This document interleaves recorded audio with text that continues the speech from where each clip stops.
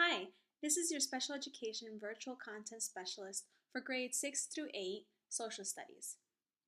Today we're going to be looking at how we can further support our learners' acquisition of grade level academic language as it pertains to the Passport to Social Studies curriculum.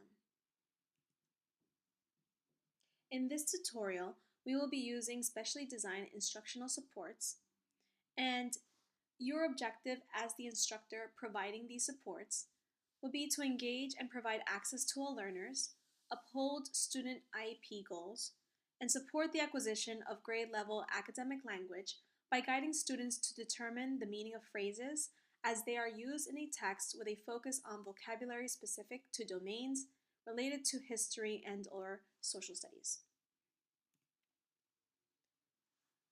On the other end, the student using these instructional supports would be able to demonstrate understanding of, meanings of, and relationships between pertinent unit words. In order to use this instructional support effectively and meaningfully, you would need to identify at least 2 target vocabulary words for the given unit of study. You would have the student or work with the student in order to identify the definition and related words or synonyms for each word separately, as we see here. Once the definition and the related words or synonyms are identified, the student then applies their knowledge of the meaning of the word by creating a sentence, using the word in a sentence. In the middle, you guys would work together in order to identify the relationships for both words. So if they share a meaning, or if one supports the other, or this would be a great way to identify parts of speech for the words, especially if they share that commonality. Here we would identify words that are shared or similar in each of the target vocabulary words synonyms. And finally, we will use both words in a sentence. This is an example of how to use this type of support with the grade 6 unit 3A religions and/or belief systems. And here we used the words society and religions, which are 2 big terms that are very important to this unit. Notice how we identify the definition, related words for each, and then we identify the connections for both. Here, like I said before, would be a great opportunity to identify the parts of speech. So if they're both nouns, this is a great segue into what a noun is. Here we identified shared or common related words found in each word. We placed them in the middle. And then we use both words in a sentence.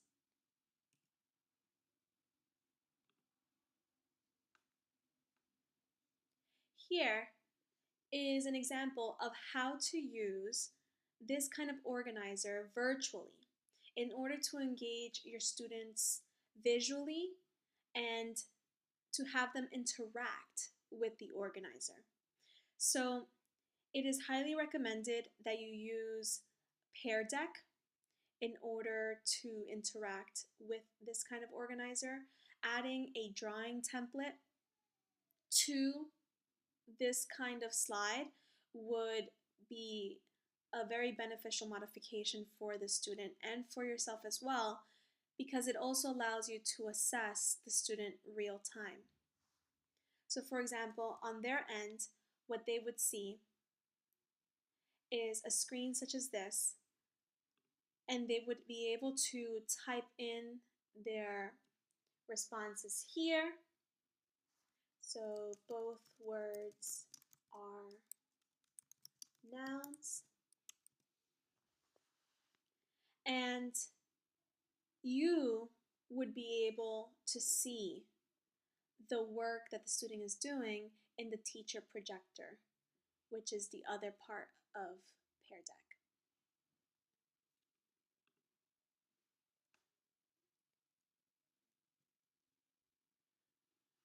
Some practical uses for this kind of instructional support are that you can use it for any new unit of study when you're starting it, to introduce new concepts, to front load new terminology mid-unit, or to support real-time application of academic language. This is a great formative assessment, whether virtually or in person. It is a good example of a blended model support. So whether you're in person or virtually, it can be used for both. It's versatile.